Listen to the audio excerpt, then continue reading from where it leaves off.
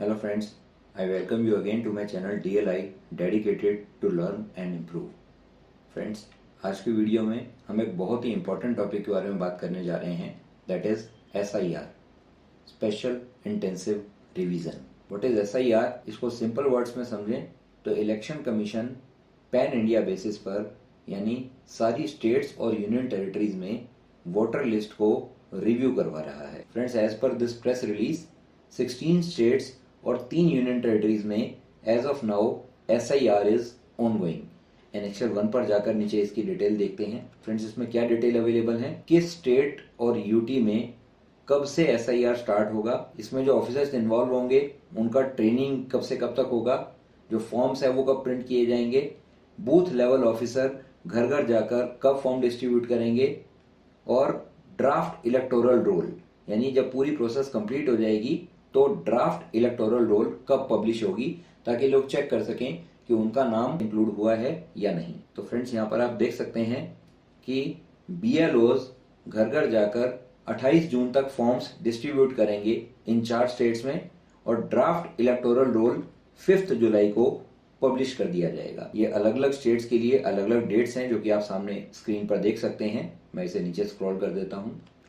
Annexure 2 में further details available हैं कि कितने BLO और कितने BLAs इस काम में इन्वॉल्व हैं, और एज ऑन 12 मई 2026 स्टेट और यूटी वाइज कितने इलेक्टर्स रजिस्टर्ड हैं। फ्रेंड्स, यहाँ पर आप देख सकते हैं कि कैपिटल सिटी दिल्ली में SIR 30 जून 2026 से 29 जुलाई 2026 तक कैरी आउट की जाएगी, और ये CEO दिल्ली यानी चीफ इलेक्टोरल ऑफिसर दिल्ली का ऑफिशियल इंस्टाग्राम पेज है। यहाँ पर आप डिटेल्स भी देख सकते हैं कि रियल टाइम बेसिस पर दिल्ली के किस डिस्ट्रिक्ट में कितने इन्यूमरेशन फॉर्म डिस्ट्रीब्यूट हो चुके हैं और उनमें से कितने डिजिटाइज किए जा चुके हैं। Friends, during the process BLOs घर घर जाकर इन्यूमरेशन फॉर्म डिस्ट्रीब्यूट करेंगे, जो कि आप सामने स्क्रीन पर देख सकते हैं। BLOs 3 बार आपके घर पर आएंगे।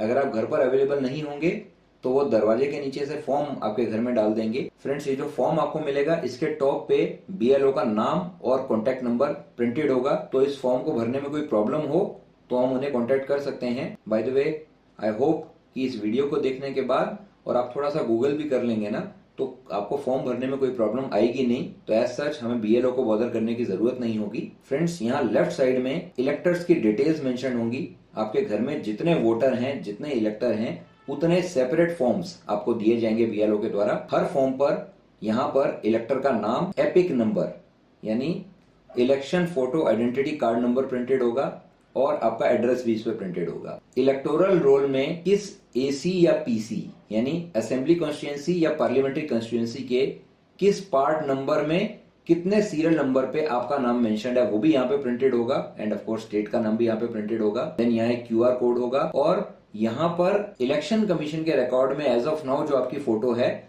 वो भी यहाँ पर प्रिंटेड होगी, और यहाँ पर आपको अपनी रिसेंट फोटो पेस्ट करनी है। फ्रेंड्स, ये जो फॉर्म है इसको मैंने एक वर्ड फाइल में कन्वर्ट कर लिया है, तो आगे की चीजें एक्सप्लेन करने के लिए मैं उस वर्ड फाइल को ही ओपन कर लेता हूं। तो फ्रेंड्स, सिंप्लीफिकेशन के लिए इस फॉर्म में जो 3 एरियाज हैं उनको मैंने पार्ट 1, पार्ट 2, पार्ट 3 करके हाईलाइट कर दिया है। पार्ट 2 इस पर मैं बाद में आता हूं, पहले पार्ट 3 को मैं मेंशन कर देता हूं।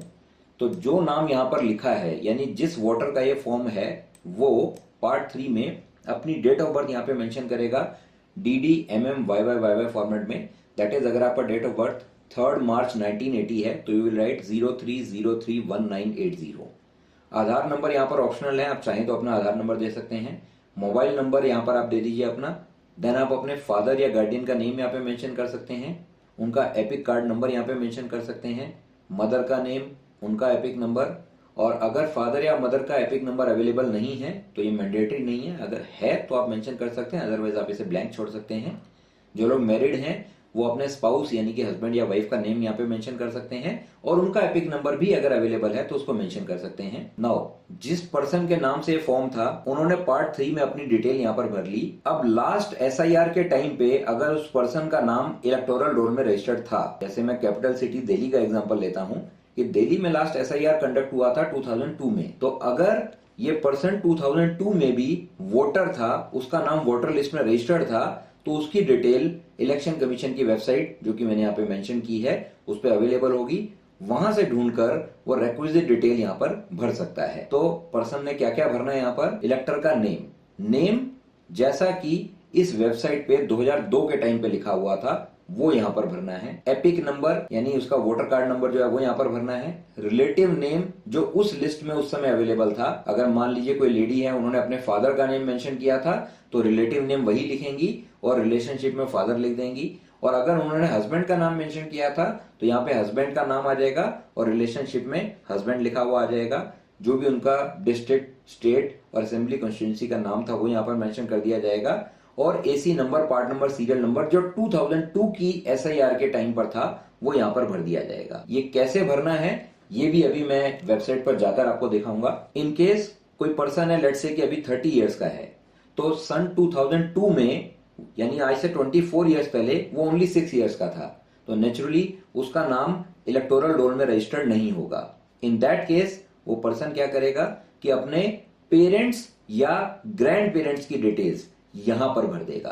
तो ये टेबल वो पर्सन नहीं भर पाएगा क्योंकि वो 2002 में वोटर नहीं था या उसकी स्टेट में जब भी लास्ट एसआईआर हुई थी तब वो वोटर नहीं था। यहां पर वो पर्सन अपने पेरेंट्स या ग्रैंड पेरेंट्स की डिटेल भर देगा।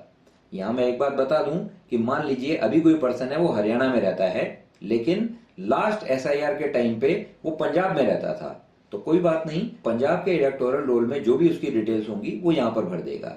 यानी वो इंडिया में कहीं भी रह रहा था, अगर उसका नाम एज ए वोटर कहीं रजिस्टर्ड था तो वो डिटेल यहाँ पर भरनी है। इसे कहते हैं सेल्फ मैपिंग, यानी वो अपनी ही मैपिंग कर रहा है। यानी वो डेटा दे रहा है कि लास्ट एसआईआर के टाइम पर मेरी डिटेल्स ऐसे ऐसे रजिस्टर्ड थी और अभी मेरी अपडेटेड डिटेल्स ये हैं। अब मान लीजिए कि ये पर्सन का नाम है राजकुमार। अब राजकुमार अभी 30 इयर्स का है, तो अगर राजकुमार आज 30 इयर्स का है तो 24 इयर्स पहले वो सिर्फ 6 साल का था, तो 6 साल में एज एन इलेक्टर वो रजिस्टर्ड नहीं होगा। दैट इज वो सेल्फ मैपिंग नहीं कर सकता। अब उसको अपने माता पिता या दादा दादी उनकी डिटेल यहां पर भरनी होगी। इसको ना भरते हुए अब उसको ये भरना होगा। तो इसे कहते हैं प्रोजेनी, यानी वो किसका डिसेंडेंट है उसको उसकी डिटेल देनी होगी, यानी अपने पूर्वजों की डिटेल उसे यहां पर देनी होगी। तो राजकुमार बताता है कि मेरे फादर का नाम है राधेश्याम, तो यहां पर ये मैं एग्जांपल के लिए नाम ले रहा हूं, तो यहां पर राधेश्याम वो नाम लिख देगा कि ये मेरे फादर का नेम है, ये उनका एपिक नंबर है। और इन फादर के वोटर आई कार्ड में एपिक में जो रिलेटिव का, जो कि उसके दादाजी होंगे, उनका जो नाम लिखा है वो यहां पर बताएगा। रिलेशनशिप वो उसके पिता के पिता होंगे, तो वो ये लिखेगा कि राधेश्याम जी घनश्याम जी के बेटे हैं, तो राधेश्याम जी का रिलेटिव नेम हो गया घनश्याम, रिलेशनशिप में आ जाएगा फादर, और उनका जो भी डिस्ट्रिक्ट, स्टेट और असेंबली कॉन्स्टिट्यूंसी का नेम है वो यहां पर आ जाएगा। अगेन ये कैसे सर्च करना है ये मैं अभी आगे डेमो देकर दिखाऊंगा। तो इस तरह से ये पार्ट 2 फेल हो जाएगा। कोई ऐसे भी केसेस हो सकते हैं जो पार्ट 2 भर ही नहीं पा रहे हैं। दैट इज कुछ लोग ऐसे हो सकते हैं जो इंडिया में नहीं रहते थे, वो बाहर कहीं रहते थे, काम करते थे, अब वापस लौट कर आए हैं, तो लास्ट एसआईआर के टाइम भी वो यहाँ पर वोटर नहीं थे और उनके जो पेरेंट्स थे वो भी कभी यहाँ पर वोटर नहीं रहे।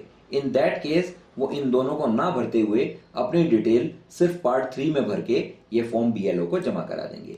तो इस फॉर्म को भरने के बाद ये जो बीएलओ हैं वो यहाँ पर साइन करेंगे, जो पर्सन है जो इस फॉर्म को भर रहा है वो यहाँ पर साइन करेगा।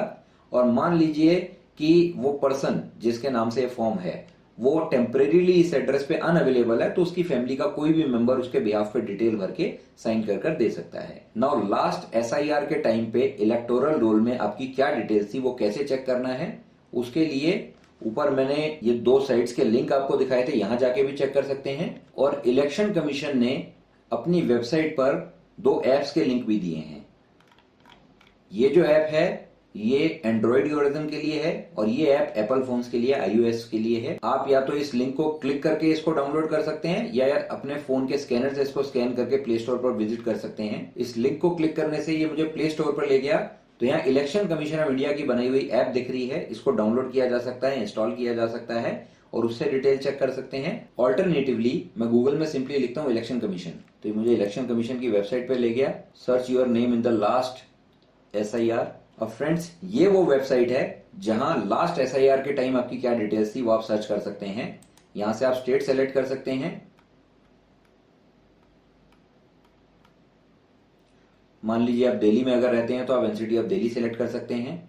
स्टार जिन पर मार्क है वो मैंडेटरी फील्ड है, उनको आपको फिल करना ही होगा। बाकी डिटेल आपको पता है तो आप भर सकते हैं, अदरवाइज आप उनको ब्लैंक छोड़ सकते हैं। जितनी ज्यादा आप डिटेल भरेंगे उतना जल्दी आप अपना नाम प्रीवियस एसआईआर लिस्ट में ढूंढ पाएंगे। इलेक्टोरल का फुल नेम मैंने लिख दिया राजकुमार। असेंबली कॉन्स्टिट्यूंसी इन 2002 मैं यहाँ क्लिक करता हूँ और लेट्स से मैं ओखला सेलेक्ट कर लेता हूँ और यहाँ एक कैप्चा कोड है उसको डालते हैं और सर्च करते हैं। तो सर्च करने से आप देख रहे होंगे कि दिल्ली के ओखला कंस्टिट्यूंसी जो 2002 में थी, वहां राजकुमार नाम से जितने भी वोटर हैं उनकी डिटेल यहाँ पर दिख रही है। टोटल रिकॉर्ड्स हैं 100। तो यहाँ राजकुमार जी अपनी डिटेल्स सर्च कर सकते हैं। तो यहाँ इलेक्टर नेम है, उनके रिलेटिव का फुल नेम यहाँ पर दिया है, रिलेटिव का टाइप फादर, उस समय जो भी एज रही होगी, state district south, assembly constituency का नेम, पोलिंग स्टेशन का नेम और नंबर और पार्ट नंबर। तो जो 3 चीजें आपको एसआईआर फॉर्म में भरनी है वो हैं AC number, polling station number, part serial number. मैं दोबारा से एक बार जो फॉर्म आपके घर पे डिस्ट्रीब्यूट होगा वो खोलकर दिखा देता हूं। ये देखिए, अगर आप सेल्फ मैपिंग कर रहे हैं तो आप यहां पर आपका district, state, AC name, AC number, part number और सीरियल नंबर भरेंगे। तो ये है एसी नंबर, ये है पार्ट नंबर और ये है सीरियल नंबर। तो ये डिटेल आपको भरनी है। तो इस केस में राजकुमार जी अपने रिलेटिव का नाम डाल रहे हैं और उस समय उनका एपिक नंबर क्या था वो भी यहाँ डिटेल अवेलेबल है। तो अगर आपके पास पुराना एपिक अवेलेबल है तो आप वहां से डिटेल ले सकते हैं और उसको यहाँ पर भर सकते हैं। अदरवाइज पुरानी एसआईआर में भी आपका पुराना एपिक नंबर मेंशन हुआ मिल सकता है। एज आई एक्सप्लेन प्रीवियसली कि अगर ये पर्सन लास्ट एसआईआर के टाइम इलेक्टर नहीं थे तो वो अपने पेरेंट्स या ग्रैंड पेरेंट्स की डिटेल यहाँ भर सकते हैं और उसको सर्च करने का भी यही तरीका रहेगा। यहाँ कोई और एग्जांपल भी लेकर देख लेते हैं। बिहार, नाम मैंने लिख लिया रमेश, कैप्चा फिल कर लिया और ये कैप्चा फिल करके सर्च दबा दिया। तो रमेश नाम के जितने भी लोग बिहार में रजिस्टर्ड थे एज अ वोटर 2003 में, जब लास्ट एसआईआर वहां कंडक्ट की गई होगी, उनकी डिटेल यहाँ पर दिख रही है। अब ये भी अगेन 100 रिकॉर्ड्स हैं। एट ए टाइम एक पेज में 50 दिखाता है। यहाँ से आप आगे बढ़ के बाकी डिटेल भी देख सकते हैं।